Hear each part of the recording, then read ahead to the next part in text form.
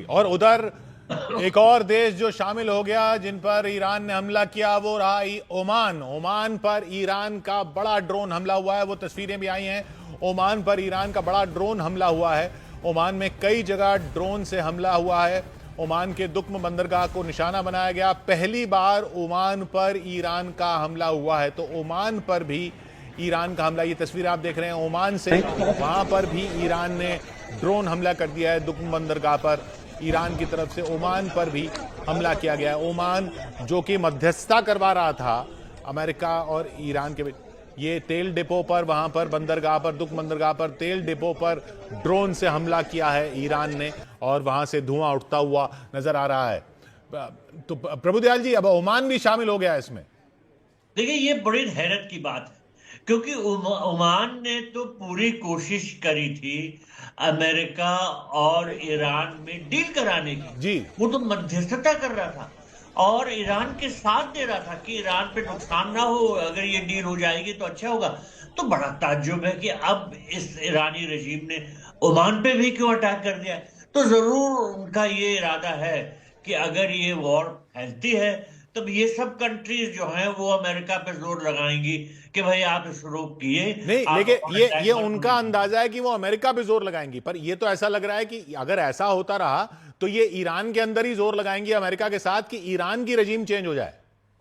अब हो सकता है यो, क्योंकि अगर उनको ये लगने लगा कि ये रजीम जो है उनके नुकसान पहुंचा रही है तो फिर वो चाहेंगे कि रजीम बदल जाए। लेकिन देखिए, बहुत सी ये जो अरब कंट्रीज हैं, हम उसमें पोस्टेड रह चुके हैं, वो इतनी छोटी, उनके पास मिलिट्री ताकत नहीं। उन्होंने अमेरिकन फोर्सेस के साथ अलायंस किए हैं, अमेरिका को बेसिस दिए हैं और वो अपने पे नुकसान नहीं होने देना चाहते। वो प्रॉस्परस हैं और खुशहाल हैं, वो नहीं चाहते कि वहां पर इस तरह के अटैक्स हो। तो ईरानी गवर्नमेंट का, ईरानी रजीम का ये कैलकुलेशन है कि अगर इन कंट्रीज पे, गल्फ कंट्रीज पे संकट आता है और ये लड़ाई होती है और इसमें इन पे अटैक्स होते हैं तो शायद ये अमेरिका पे जोर लगा सकते हैं कि भाई आप ईरान के साथ समझौता कीजिए, हम ये लड़ाई नहीं देखना चाहते, हमारे को नुकसान हो रहा है इससे। जी, उधर अमेरिका और इजराइल के खिलाफ ईरान की जवाबी कार्रवाई ने पूरे खाड़ी क्षेत्र को जंग के दायरे में ला दिया। वो ओमान पर भी हमला कर दिया ईरान ने। यूएई और बहरीन में धमाकों के बाद तनाव चरम पर है, लेकिन ईरान साफ कह रहा है कि उसका निशाना खाड़ी देश नहीं बल्कि वहां मौजूद अमेरिकी सैन्य ढांचा है। तो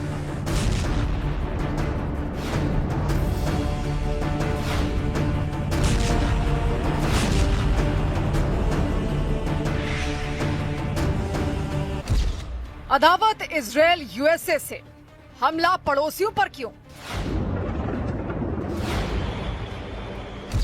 यूएई और बहरीन क्यों आ गए ईरान के निशाने पर? मिडिल ईस्ट में तनाव अपने चरम पर है। अमेरिका और इजराइल पर ईरान के हमले ने पूरे मध्य पूर्व को आग की लपटों में झुलसा दिया है। ईरान ने अपने कई पड़ोसियों पर कहर बरपा दिया है। यूएई और बहरीन पर मिसाइल और ड्रोन हमले किए गए हैं, लेकिन तेहरान का दावा है उसका निशाना खाड़ी देश नहीं बल्कि वहां मौजूद अमेरिकी सैन्य ठिकाने हैं। पड़ोसी नहीं, अमेरिकी ठिकाने निशाने पर।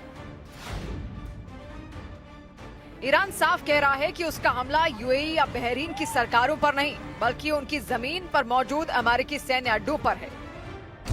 बहरीन की राजधानी मनामा में यूएस नेवी की 5th फ्लीट का मुख्यालय है, जो खाड़ी, लाल सागर और हिंद महासागर के हिस्सों में अमेरिकी अभियानों की कमान संभालता है।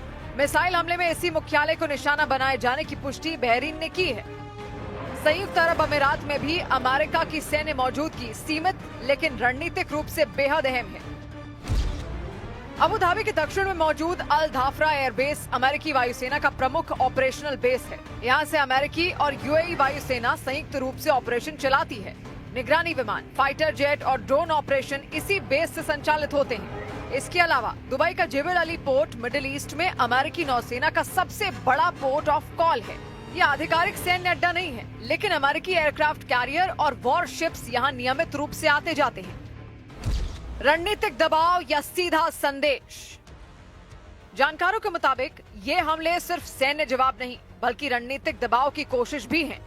ईरान चाहता है कि खाड़ी देश अमेरिका पर दबाव डालें ताकि उसके खिलाफ हमले रुकें। यानी तस्वीर साफ है, ईरान पड़ोसियों को नहीं बल्कि उनकी जमीन पर मौजूद अमेरिकी ताकत को संदेश दे रहा है।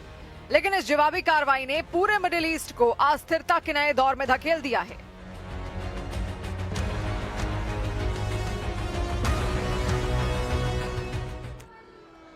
तो देखिए, एक बहुत बड़ी प्लानिंग जो है यहाँ पर ट्रंप की तरफ से की गई थी, लेकिन किस तरीके से फुल प्रूफ प्लान जो है वो अमेरिका की तरफ से बनाया गया वो हम डिकोड करने की कोशिश करते हैं। देखिए, पिछले 2 हफ्ते से ट्रंप ईरान को हमले की धमकी दे रहे थे। बार बार अमेरिका की तरफ से हमले की धमकी दी जा रही थी, लेकिन किसी को यह पता नहीं था कि ट्रंप का आखिर प्लान क्या है।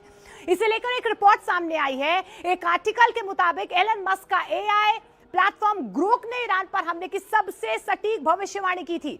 इसके अलावा यह भी जानकारी मिल पा रही है कि ईरान पर हमले को लेकर कई एआई प्लेटफॉर्म्स पर सवाल भी पूछे गए थे। जेमिनी ने 4 से 6 मार्च के बीच ईरान पर अटैक का प्रेडिक्शन भी किया था और इसी तरह क्लाउड ने भी कहीं ना कहीं आशंका जाहिर की थी कि ईरान पर अटैक 7 या 8 मार्च को हो सकता है। इसके अलावा चैट जीपीटी ने पहले 1 मार्च को लेकर भविष्यवाणी की थी, बाद में यह बताया था कि हमला 3 मार्च को होगा। और इन सब के बीच एलन मस्क का एआई प्लेटफॉर्म ग्रोक ने यह बता दिया था कि ईरान पर अमेरिका इजराइल का अटैक 28 फरवरी को होगा।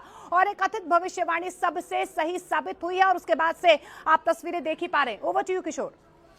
जी हाँ, तो ये जो भविष्यवाणियां की गई थी, इंतजार था कि किस तरीके से हमला होता है। सिर्फ यही रह गया था कि हमला तो होना था, वो दिख रहा था।